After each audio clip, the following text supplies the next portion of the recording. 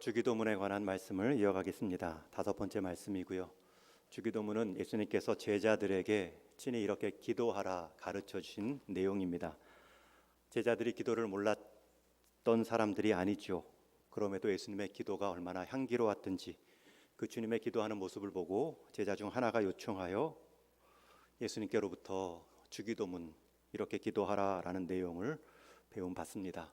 예수님은 가장 먼저 기도의 내용보다 기도를 들으시는 하나님과의 관계를 말씀하셨습니다. 우리의 기도를 들으시는 분은 하늘에 계신 우리 아버지이다.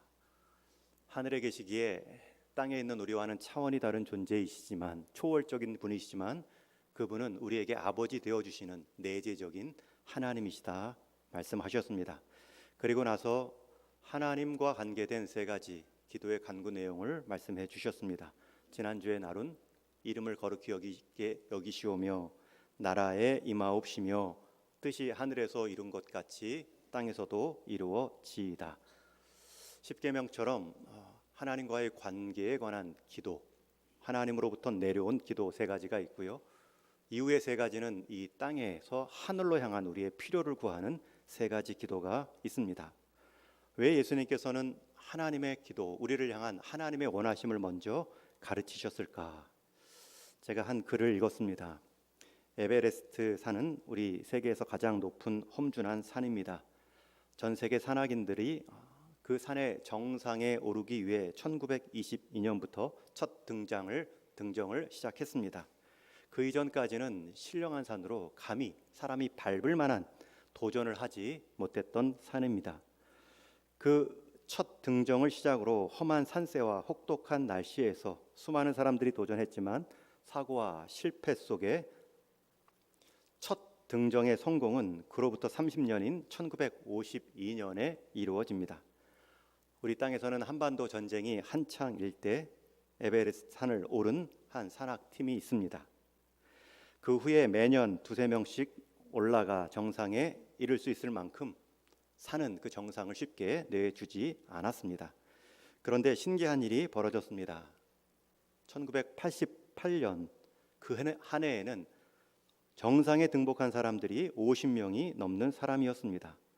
그리고 88년을 기점으로 90년에는 72명, 92년에는 90명, 93년에는 3자리 129명이 등정에 성공합니다. 1988년에 어떻게 갑자기 20배가 넘는 사람들이 정상에 오를 수 있었을까? 산악인들이 조사를 시작합니다. 다른 지름길이 있나?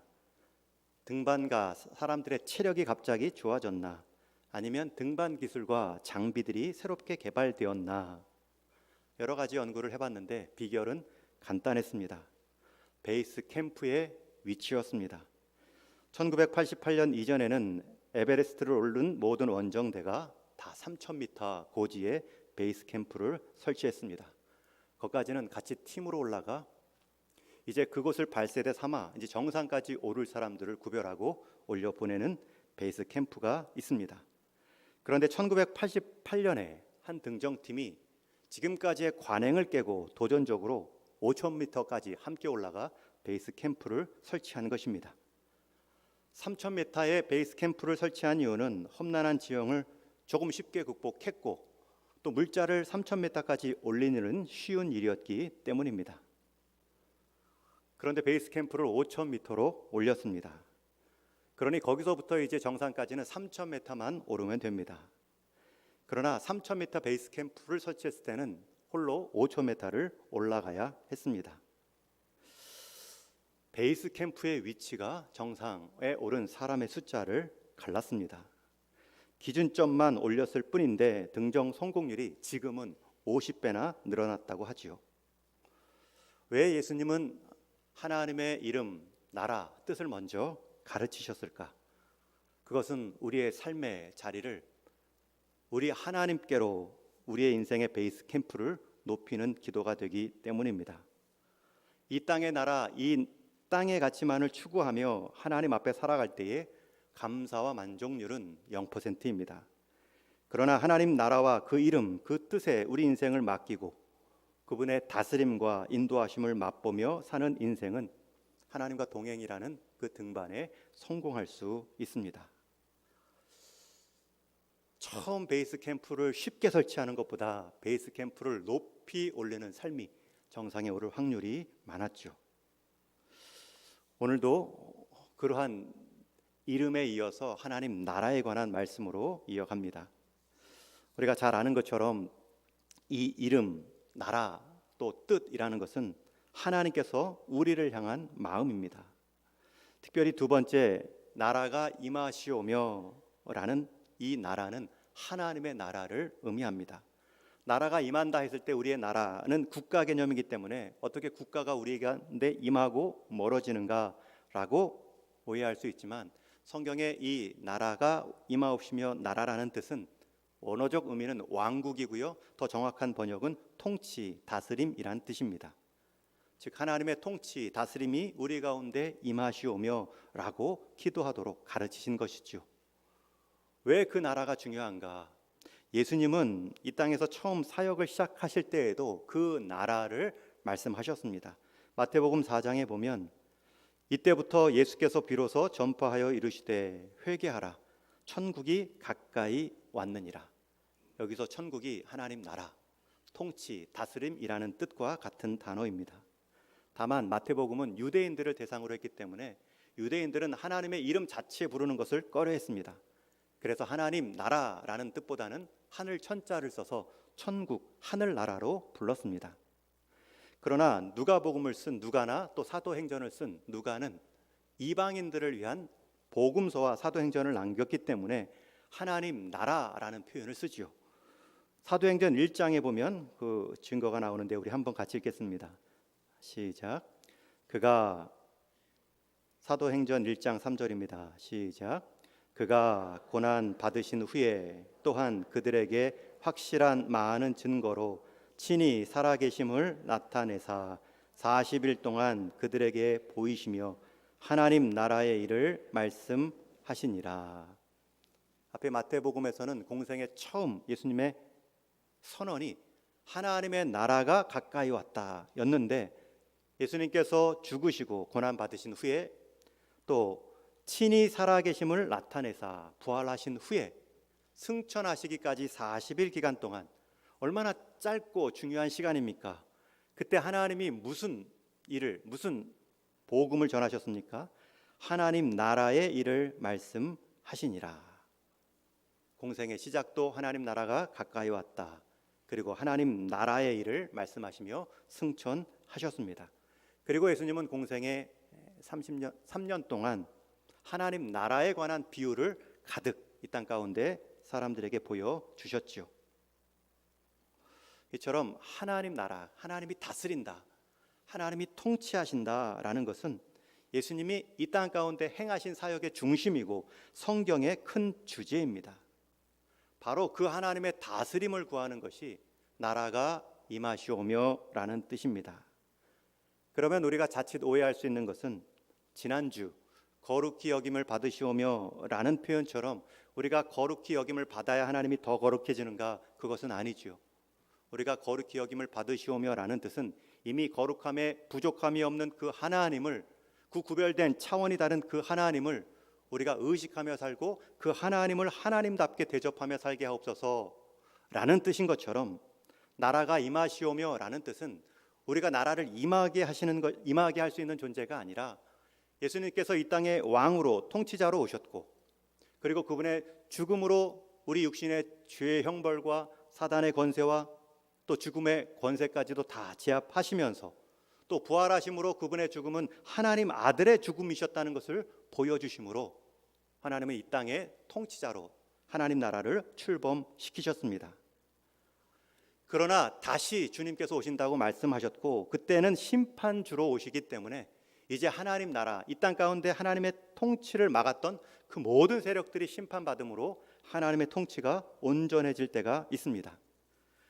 지금 우리는 그 하나님의 다시 오심, 그리스도의 왕으로서의 심판주 되심을 기다리며 사는 것입니다.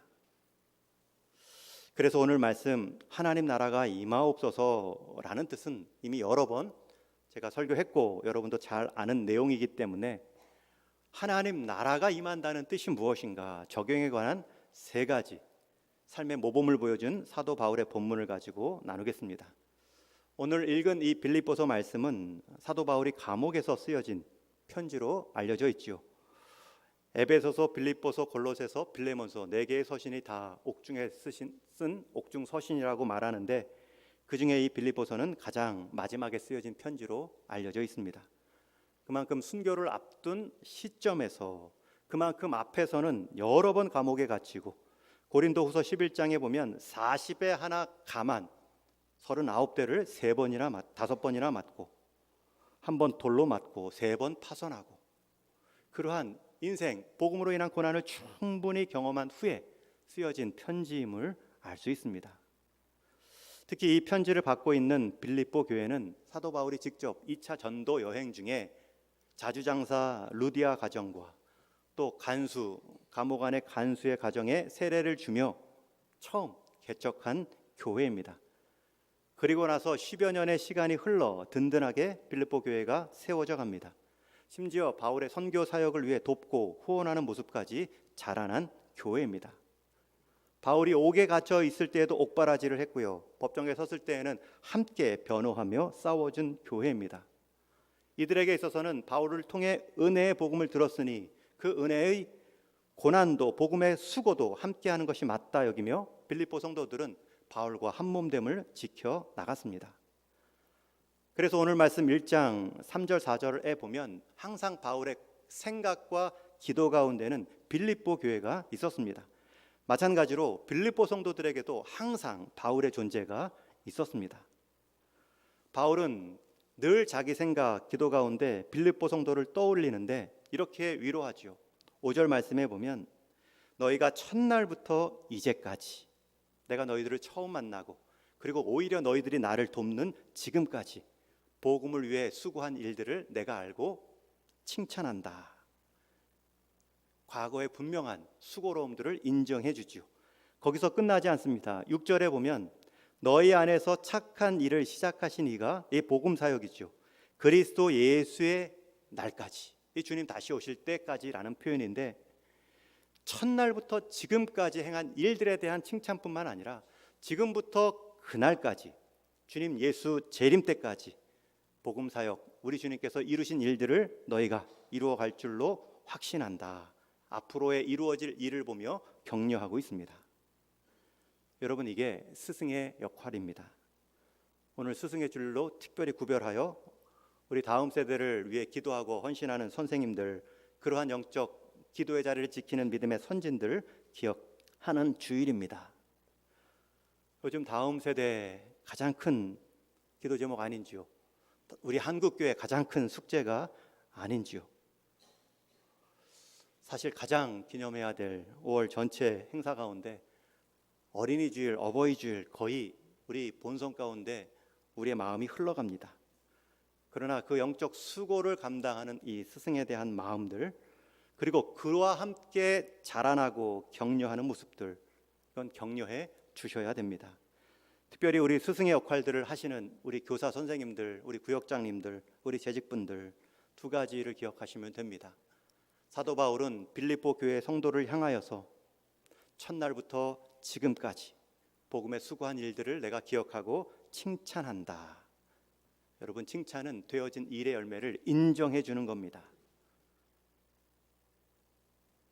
빌립보 성도들이 칭찬을 받았다고 해서 항상 칭찬받을 일만 행한 것은 아닙니다.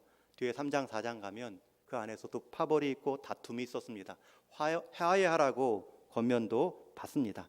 그러나 영적 교사의 역할은 그들 안에 작은 복음의 씨앗이 있다는 것을 인정해주고 격려하며 칭찬하는 일입니다.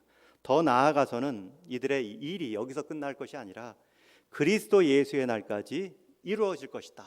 소망을 북돋는 역할, 그것이 스승의 역할입니다. 우리 동인교회 어르신들 스승의 역할들 많이 해 오셨고 또 앞으로도 많이 해 주셔야 됩니다. 두 가지를 기억해 주십시오. 우리 다음 세대 칭찬할 거리는 없는가? 우리 다음 세대 격려해 줄 것은 없는가? 칭찬이 행한 일에 대한 과거적 성격이라면 격려는 앞으로 행할 일에 대한 미래적 성격입니다. 그걸 내가 오늘 지금 여기서부터 지금부터 행하시면 스승의 역할이죠. 사도 바울이 지금 끝까지 감옥 안에서도 스승의 역할을 감당하고 있습니다. 그리고 한 가지 더, 과거에 대한 칭찬, 미래에 대한 격려뿐만 아니라 지금 현재 자신이 당한 일로 인해서 이루어진 일로 교육하고 있습니다. 우리 12절 말씀 같이 보겠습니다. 시작. 형제들아, 내가 당한 일이 도리어 복음 전파의 진전이 된 줄을 너희가 알기를 원하노라. 여기서 복음 전파의 진전이라는 표현이 하나님 나라의 임함입니다. 여러분, 하나님 나라가 다스림, 통치였다면 그것이 더 많은 사람들에게 이루어지는 것이 하나님 나라의 임함이죠. 그리고 한 사람에게 있어서 더 심화되는 것 역시 하나님 나라의 임함입니다. 특별히 사도 바울은 감옥 중에서도 내가 당한 일, 그 일, 내가 당한 고난, 그것을 너희가 알기를 원하노라 말하지 않고요. 그 일로 이루어진 복음 전파의 진전, 하나님 나라의 임재를 너희가 좀 알아주면 좋겠다 말하고 있습니다. 예수님을 주로 믿고 다스림 받는 것이 하나님 나라의 임함입니다. 그 수가 많아지는 것이 하나님 나라의 확장이겠지요. 그리고 그 헌신도가 높아지는 것, 깊어지는 것이 하나님 나라의 심화이겠지요. 사도 바울은 너희가 한 가지 일, 그것은 내가 복음 수고하다 갇힌 내 고난이 아니다. 내가 당한 일이라는 표현이 나오는데요. 13절과 14절에 보면 나의 매임이라는 표현으로 볼 때 그가 지금 감옥 상황, 조금 부드럽게는 가택연금, 그래서 분명히 그의 행동에는 제한을 받고 있는 상황입니다. 그런 상황에서 자기가 당한 고난을 말하지 않고요. 물론 고난을 상대가 알아준다고 해서 고난이 사라지는 일은 아닙니다. 그러나 알아주지 않는 고난은 더 고통스러운 법입니다. 그러나 사도 바울에게 있어서 더 고통스러운 것이 있는데, 내가 당한 고통도 아니고 내 고통을 못 알아주는 고통도 아니라 내가 당한 그 고통 때문에 이루어진 하나님의 역사가 감추어지는 것, 드러나지 않는 것, 그것을 가장 큰 고통으로 여기며 알아주라 요청하고 있습니다.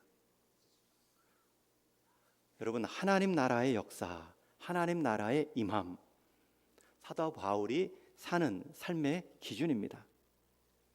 그러니 나는 지금의 감옥에 갇혀 있다. 나는 지금 내 몸과 활동이 부자연스럽다. 그러나 그 부자연스러웠기 때문에 이루어진 하나님 나라의 임함이 있다. 이것이 세 가지 영역에서 이루어졌는데, 제가 선교지에 있을 때 가장 많이 이 본문을 가지고 설교했던 내용이지요.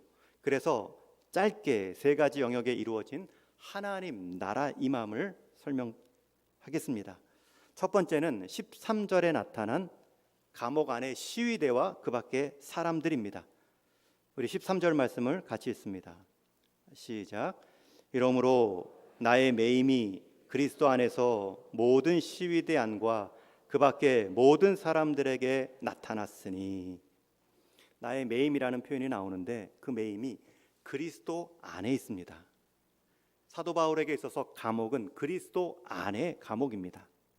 어떤 사람에게는 내가 그리스도 안에 있지만 내가 처한 감옥 안에 그리스도를 믿는 삶을 사는 분도 있지만, 내가 처한 문제에 갇혀 내가 그리스도를 믿는 믿음도 있지만, 사도 바울은 나의 매임이 그리스도 안에 있다. 그리스도를 더 큰, 그리스도께 더 사로잡힌 삶이 컸기 때문에 감옥 안의 매임도 개의치 않을 수 있었겠죠. 그리고 오히려 그 매임 때문에 일어난 모든 시위대 안과 그 밖의 모든 사람에게 나타났으니, 여러분, 여기서 모든 시위대라는 말은 로마 군인을 말합니다. 간수들까지 포함할 수 있겠죠. 그리고 그 밖의 모든 사람들이라는 말은 사도 바울과 함께 감옥에 갇혀 있는 주 예수를 말합니다. 여러분, 생각해 보십시오. 당시 로마 군인들, 황제 사상에 철저하게 서약하고 세움받는 사람들입니다. 황제 사상에 찌들어 있는 군인들이죠. 게다가 죄수들은 사람들로부터 복음을 듣기는커녕 사람들로부터 미움만 받았던 사람들입니다. 그런 그들이 지금 사도 바울이 감옥에 갇힘으로 감옥 지키던 로마 군인들과 감옥 안에 있던 죄수들에게 하나님 나라를 전하고 있습니다. 그들 가운데 하나님 나라의 임함을 선포하고 있습니다. 바울은 더 이상 죄수의 이름표가 붙여진 인생이 아니라 하나님의 전달자로 불려졌겠지요.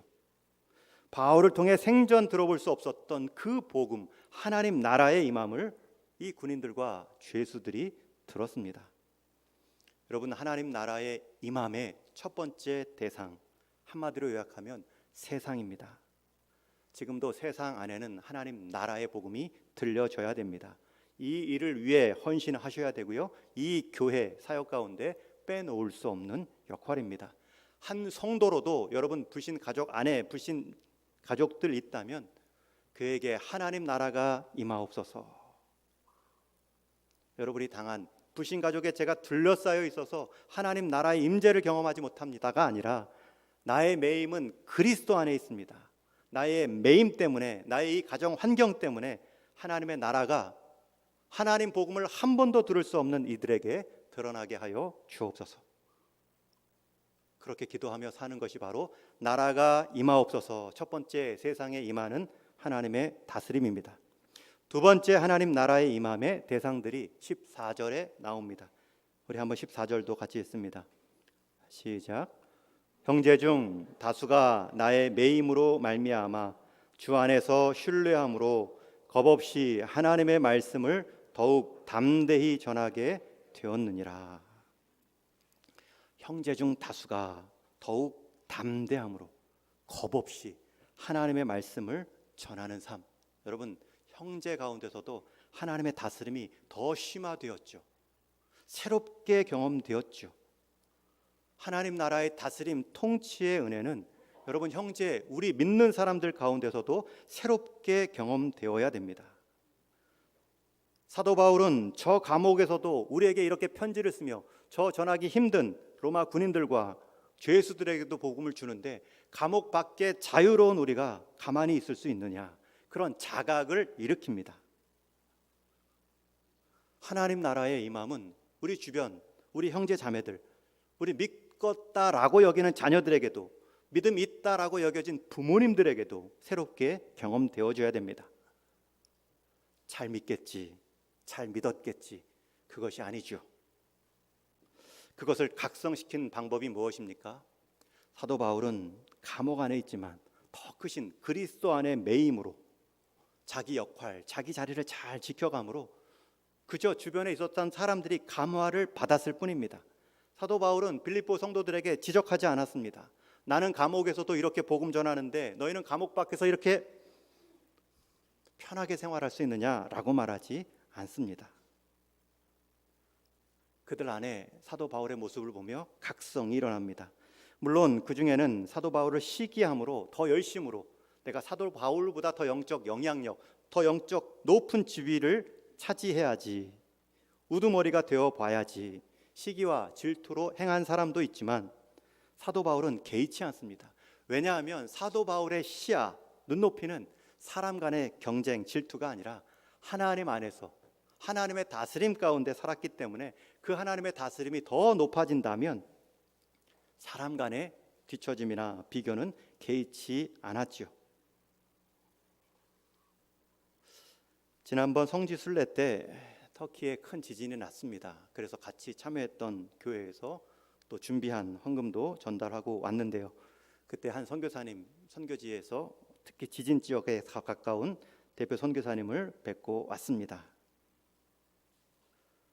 그분이 2005년도에 파송받아서 19년째 사역하고 계신 분이십니다. 한 번은 그분이 이제 우리 노 회장님과 우리 또 교육부장님께 대표로 이렇게 준비한 그 후원금을 받고 이제 식사하고 아직 시간이 여유가 있어가지고 조금 더 교제하고 싶었고 더 상황을 듣고 싶었습니다. 그래서 주변에 함께 식사하던 분들께 다 광고했습니다. 식사 후에 선교사님 더 교제하고 이야기 들으실 분들은 그 1층 로비 커피숍으로 오십시오. 그리고 제가 다 커피를 대접했고 밤새 한 6시간 동안 교제했던 적이 있습니다. 그런데 교제하고 말이 길어지면 서로 아는 사람의 이렇게 연결고리가 들리죠. 이분의 파송교회가 군산 계복교회입니다. 그리고 2005년도에 파송을 받았는데 제가 2003년도에 파송받고 2005년도에 처음 나왔을 때 그쪽에 연결고리가 있어서 잠시 선교 보고 한 적이 있는데 그때 잠시 이렇게 시간들이 겹쳤습니다. 그래서 우리가 웃으면서 얘기를 했죠. 우리가 그때 한번 봤을 수도 있겠네요. 그리고 나서 이제 궁금한 것들, 또 본인이 사역하며 나눈 은혜들, 특별히 한 시골 지진 지역에 가서 이제 한국교회가 지원한 물품들을 나누고 있는데 한 나이든 어르신 남자분 한 분이 그 한국에서 온 지원품을 받으며 눈물을 흘렸다고 합니다. 왜 그렇게 더 감격하시고 눈물을 흘렸나 들어봤더니 이분이 6.25 전쟁 때 이 터키 유엔군으로 참전했던 용사셨습니다. 그렇게 어려운 나라 전쟁에 참여했는데 그 나라로부터 우리가 어려울 때 도움을 받았으니 얼마나 더 큰 감격이 있었을까요? 그 선교사님이 그분과 함께 찍은 사진도 보여주시면서 그 사역의 은혜를 나누어 주었습니다. 그리고 19년 동안 여러 어려움도 있었지만 여러 부러움도 있었죠. 그분의 사역지는 초대교회 1차, 2차 사도 바울의 여정과 거의 동일한 터키 지역을 선교하는 은혜를 누렸습니다. 그래서 지명을 보면 거의 사도행전에 나오는 지명이 같습니다. 이 선교사님은 사도 바울의 숨결을 느끼면서 선교를 하는 거예요. 그리고 지진이 났을 때도 그 현장을 지켜내며 그렇게 위로받고 은혜를 나누는 받는 모습이 모인 우리 모든 목회자들을 새롭게 도전 주었습니다. 그분이 우리에게 도전 주려고 한 것이 아니죠. 그분은 그냥 그 자리에서 알아주든 못 알아주든 하나님이 세운 그 자리 그냥 묵묵히 지켜갔고 현지의 필요에 따라 묵묵하게 사역했을 뿐입니다. 그런데 그것을 나누고 있는데 들을 때마다 우리가 이렇게 목회하면 되겠는가 각성이 일어납니다. 한 성도가 한 자리를 복음으로 굳건히 지켜내고 하나님의 다스림을 신실하게 받으면 반드시 그 주변은 영향을 받습니다. 영향을 받지 않으려는 분들, 다짐한 분들 빼고는 영향을 받습니다. 어떤 분들은 타인의 헌신을 싫어합니다. 함께 헌신해야 되는 부담을 느끼기 때문에 누군가의 헌신의 간증을 들으면 불편해하죠. 그건 자기중심, 자기 이름의 관점입니다. 사도 바울처럼 증거되는 것은 하나님이고 복음이면 그 인생을 통해서 하나님의 이름이 하나님 이름답게 대접받는 것을 좋아하면 헌신을 불편해할 이유가 없죠. 헌신은 누군가를 불편하게 할 수도 있지만 누군가를 각성시킵니다. 이것이 하나님 나라의 임함입니다. 마지막 세 번째로 하나님의 임재가 임하는 대상이 있습니다. 20절 말씀해 보면 우리 한번 같이 읽겠습니다. 시작. 나의 간절한 기대와 소망을 따라 아무 일에든지 부끄러워하지 아니하고 지금도 전과 같이 온전히 담대하여 살든지 죽든지 내 몸에서 그리스도가 존귀하게 되게 하려 하나니. 첫 번째 하나님 나라의 임재, 다스림이 임하여야 할 곳은 세상입니다. 아직 그 통치를 한 번도 경험하지 못한 불신자들입니다. 두 번째 하나님 나라의 다스림이 임하여져야 할 것은 우리 안에 믿음의 형제 자매들에게서도 일어나야 됩니다. 저는 이 두 번째를 조금 암송하기 쉽게, 이해하기 쉽게 일상으로 표현하고 싶습니다. 첫 번째 하나님 다스림의 대상은 세상, 두 번째는 우리 주변, 일상, 그리고 세 번째 오늘 본문의 20절에 나오죠. 온전히 담대하여 살든지 죽든지 어디에서 그리스도가 존귀하게 되게 하려 하나니? 내 몸에서. 그리스도의 다스림, 그분의 통치를 존귀하게 받을 대상은 나 자신입니다. 그것도 살든지 죽든지 어느 정도의 열심인 줄을 알 수 있죠. 심지어 21절에 보면 내 몸에서 사는 것은 그리스도다 고백하죠. 우리가 잊기 쉬운 것이 있습니다. 하나님 나라 다스림을 말하는데 나를 자꾸 제외시키려고 합니다. 저 사람 인생에 하나님의 다스림이 필요해. 이 가정과 이 공동체에 하나님의 다스림이 필요해. 그러나 내 몸은 제외시키기 쉽죠. 하나님의 다스림은 나에게서부터 시작되어야 됩니다. 하나님의 복음, 다스림의 은혜는 나에게 날마다 먼저 증거되어야 되어야 됩니다.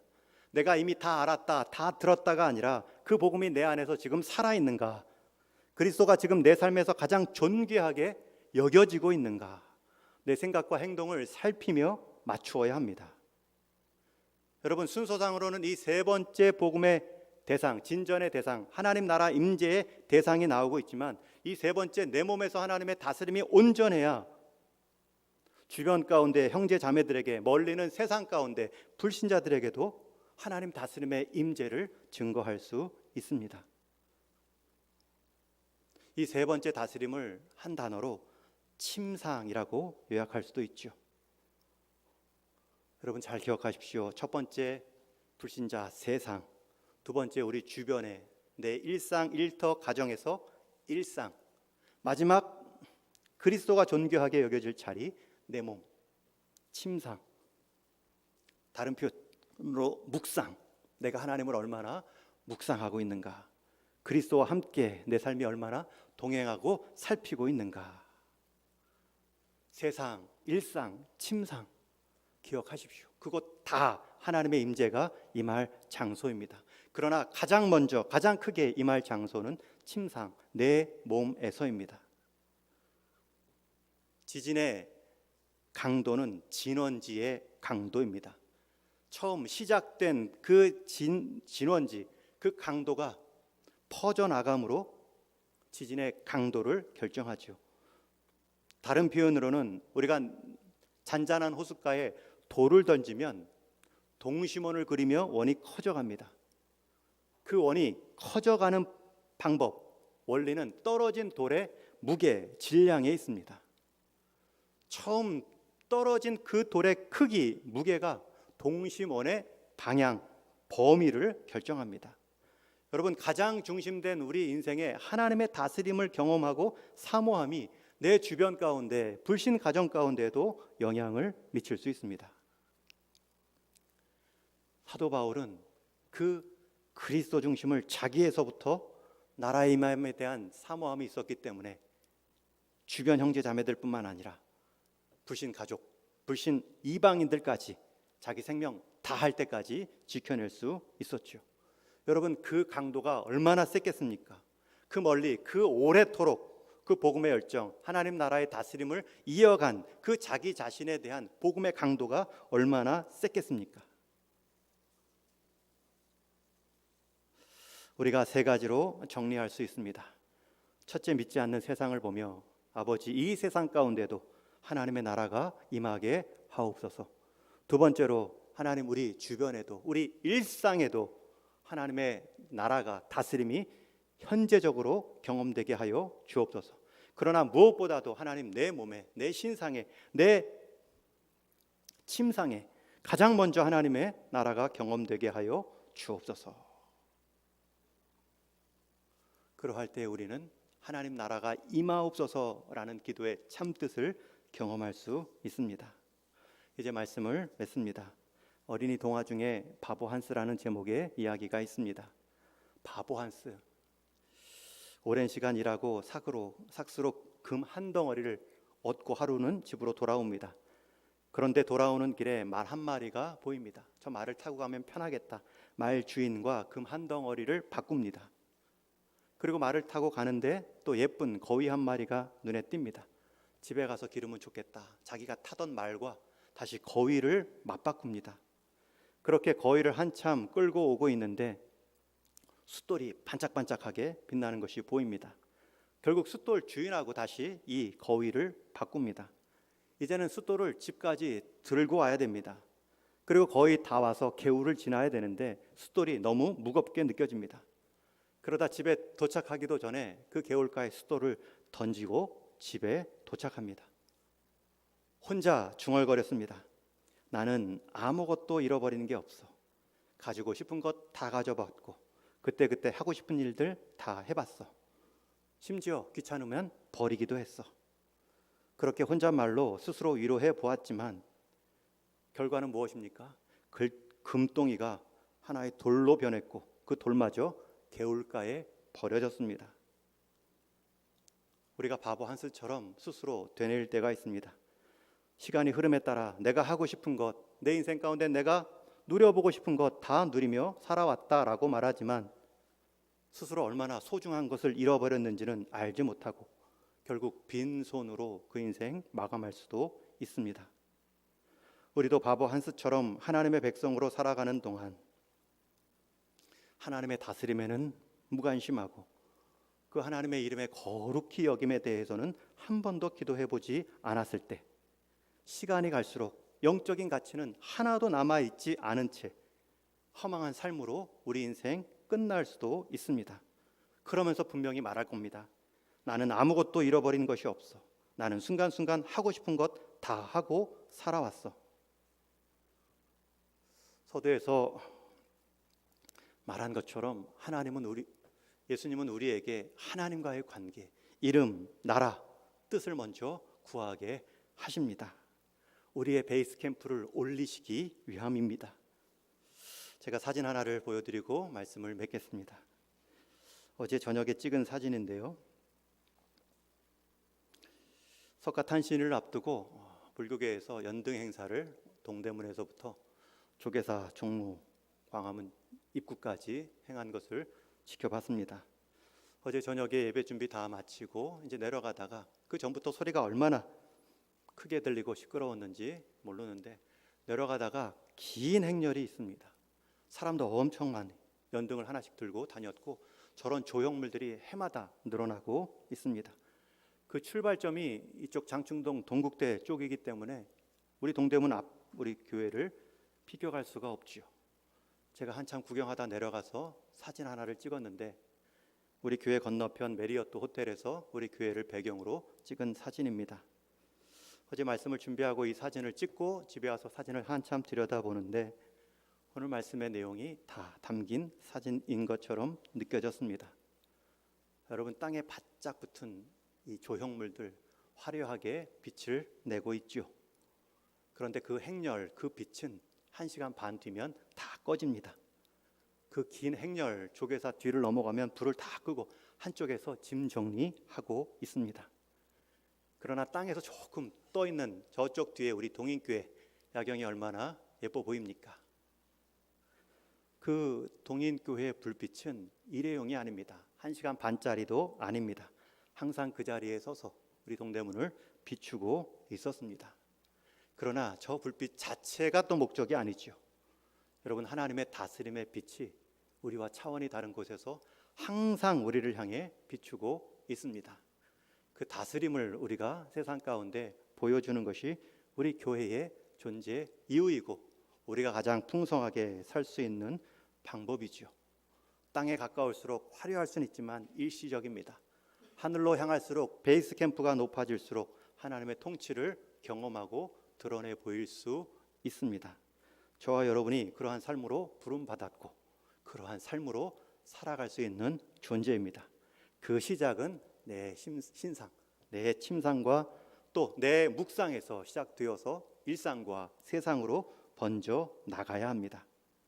바보처럼 나는 아무것도 잃은 것이 없어, 하고 싶은 것 다 해봤다라고 말하지만 하나님께서 우리를 통해 해야 할 일들은 하나도 하지 않은 인생으로 아무것도 잃은 것이 없다라고 말하지만 구원받은 자로의 기쁨만이 아니라 구원받은 자로서의 쓰임받는 그 기쁨을 잃어버린 삶은 아닌가 돌이켜보시며 주님의 다스림을 구하는, 주님 가르쳐 주신 기도를 드릴 수 있는 저와 여러분 되기를 주님의 이름으로 축원합니다.